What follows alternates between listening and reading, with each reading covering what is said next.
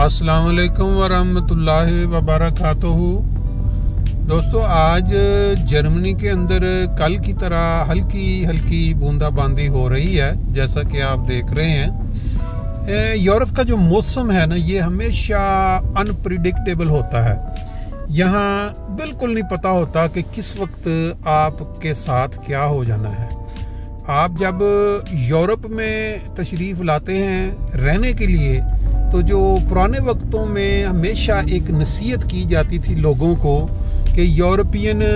ज़िंदगी या American Canadian उन मुल्कों की, ये जो तरक्की याफ्ता ममालिक है, इनकी बात हो रही है। इसमें जब आप जाके रहना चाहें तो 3 बातों का आपने बिल्कुल जो है ना वो ट्रस्ट या वो यकीन नहीं करना कि एक, जब आप यूरोप पहुंचे या अमेरिका कनाडा, है तो ये एक मजाक है, लेकिन अगर गहराई से देखा जाए तो बाज़ औक़ात वाकई इसमें कभी कभी सच भी नज़र आ जाता है। कहा जाता है कि पुराने लोग जो यहाँ सेटल्ड थे, वो नए आने वालों को ये मशवरा दिया करते थे कि भाई यहाँ पहुँच तो गए हो, कभी भी दिल के साथ आपने यूरोपियन औरत के ऊपर इस तरह ट्रस्ट नहीं करना जिस तरह आप एक एशियन, पाकिस्तानी या वो लोग जिनके अंदर कुछ मजहबी रुझान होता है या वो कुछ अपनी अखलाकी इक़दार, अपने ख़ानदानी या अपने वो मुआशरती, उसका पासदारी रखना चाहती हैं। यहाँ ये है कि जब कोई बेहतर नज़र आया तो चलो वो बेहतर है, ज़्यादा मालदार है, ज़्यादा खूबसूरत है, ये तसव्वुर यहाँ अमूमन पेश किया जाता है। लेकिन तजर्बात इससे मुख्तलिफ भी हैं कि यूरोपियन ख़वातीन या यूरोपियन औरतें वो बंदों के साथ ज़्यादा ट्रस्टी और उनके साथ ज़्यादा मिल के चलने वाली, ये कमो बेश इस तरह के नमूने मिलते हैं। लेकिन ज़्यादा अक्सरियत जो है ना वो यही कहा जाता है जी, यूरोपियन औरत का आपने एतबार नहीं करना, नंबर 1। नंबर 2, आपने यहाँ के मौसम का एतबार नहीं करना, ये किसी वक्त भी आपको दगा दे सकता है। लिहाजा हमेशा जो है आपने छतरी साथ रखनी है। आपको नज़र आ रहा है कि धूप निकली हुई है, लेकिन आप जब बाहर निकलने लगे तो आप अपनी वो जो छतरी है उसको बैग में या साथ रख लें, ताकि अचानक अगर बारिश शुरू हो जाए तो आप जो है ना वो भीग ना जाएं बाहर। अब ये देखें ना, अब ये बारिश है, कोई इतनी थोड़ी देर के बाद धूप निकल आए और फिर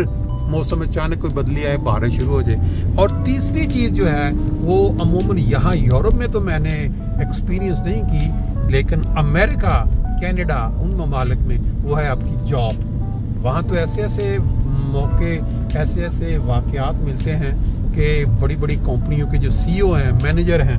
उनके जो मालिक है वो,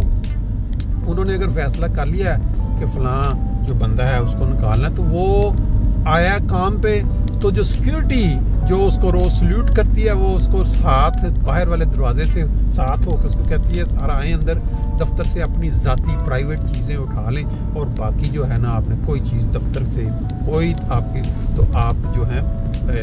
निकाल दिए गए हैं जॉब से, और उसको कोई राइट नहीं, उसको कोई किसी किस्म का नहीं कि वो इस करे और कहे जी मेरे साथ ज़्यादती हुई यार, 6 महीने की मुझे तनख्वाह दी जाए या मुझे इसका हर्जाना दिया जाए। यूरोप के अंदर अमूमन जो इस तरह की जॉबें होती हैं बड़ी वो सिक्योर होती हैं। ये नहीं होता कि आप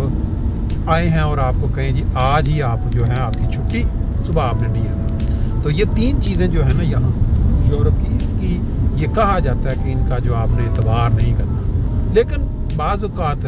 तजर्बात इससे उल्टे भी हो जाते हैं। मैं आज ही खबर पढ़ रहा था कि स्विट्ज़रलैंड में पहला जो है वो एक औरत जो अमेरिका से ये विश साथ लेके आई थी। कुछ अर्सा पहले इन्होंने एक कैप्सूल नुमा चीज़, जो आपने देखा होगा कि जिसके ऊपर शीशा लगा होता है और एक पूरा आदमी उसके अंदर लेट सकता है, और यहाँ जो बर्फ़ों के ऊपर मुकाबले होते हैं बर्फ़ के ऊपर वो चलाने, वो एक कैप्सूल टाइप के जिसके नीचे पहिए लगे होते हैं, बंदा एक अंदर लेट जाता है और वो बर्फ़ ढलाई पे तेज़ी के साथ वो उनके मुकाबले, इस तरह की उन्होंने एक चीज़ कैप्सूल का नाम दिया गया उसको डेड कैप्सूल। यानी जो बंदा अपनी मर्जी के साथ, अपनी ख्वाहिश के साथ इस दुनिया से रवाना होना चाहता है, वो उसके अंदर लेट जाता है और अपने हाथ के साथ बटन एक दबाता है और आहिस्ता इसकी जो उसकी ऑक्सीजन है वो कम होना शुरू हो जाती है और बंदा जो है वो ऑक्सीजन की कमी की वजह से, कहा यह जाता है कि ये तरीका जो है ना सबसे कम तकलीफ दे तरीका है, क्योंकि पहले वो उसको तकरीबन उसकी बेहोशी उस पर तारी हो जाती है आहिस्ता आहिस्ता, और फिर उसका जो सांस बंद होता है तो वो बंदा जो है वो इस दुनिया से चला जाता है। ये तरीका इन्होंने निकाला है अमीर लोगों के लिए जो टेंशन के मारे हुए हैं, स्ट्रेस के, और पैसा बहुत है लेकिन उनको सुकून नहीं है, या फिर वो जो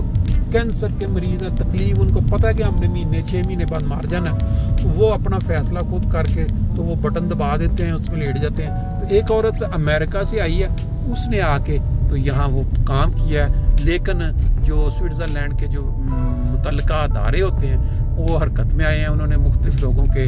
ऊपर वो जो केस बनाए हैं कि ये गैर इंसानी, गैर अखलाकी है, और हालांकि यूरोप में ये इनको हक हासिल है कि अगर कोई फैसला करता है कि भाई मैं मरना चाहता हूँ तो वो डॉक्टर्स भी हैं, वो ये सहूलतें इन हॉलैंड में ये है, जर्मनी में नहीं है कि वो डॉक्टर जो है वो आपको वो टीका लगा देता है आपकी विश के मुताबिक और आप यहाँ से। इस्लाम में ये खुदकुशी के ज़िम्मे में आता है कि इंसान जो है अल्लाह ताला ने अगर उसको ज़िंदगी दी हुई है तो वो अपनी मर्जी के साथ जो मरना चाहता है। अब कोई बंदा छलांग लगा देता है मिसाल के तौर पे उसके ऊपर से, पुल के ऊपर से, और या ट्रेन के आगे आता है, तो जिस तरह वो खुदकुशी होती है वो इस्लाम में तो कहा जाता है ये गुनाह है और खुदा ताला ने इसको मना किया है। लेकिन बाज़ ममालिक जो तरक्की याफ्ता हैं, जहाँ लोगों का खुदा की ज़ात से यकीन उठ चुका है, तैरिया हो चुके हैं, वो समझते हैं कि अगर कोई बंदा तकलीफ में है और बहुत ही ज़्यादा मिजरेबल उसकी ज़िंदगी चल रही है तो वो क्यों ना अपना खात्मा कर ले। मरना तो उसने 6 महीने बाद भी है तो वो पहले ही चला जाए। बहरहाल ये बड़ा ही एक ऐसा टॉपिक है जिसके ऊपर इंसान अगर डिबेट करनी शुरू कर दे तो बड़ा। फ्रैंकफर्ट के अंदर हाउजन के इलाके में इस वक्त हम घूम रहे हैं, ऊपर शील्ड देख रहे हैं ऑटोबान की तरफ जाने की, और दोपहर का वक्त है।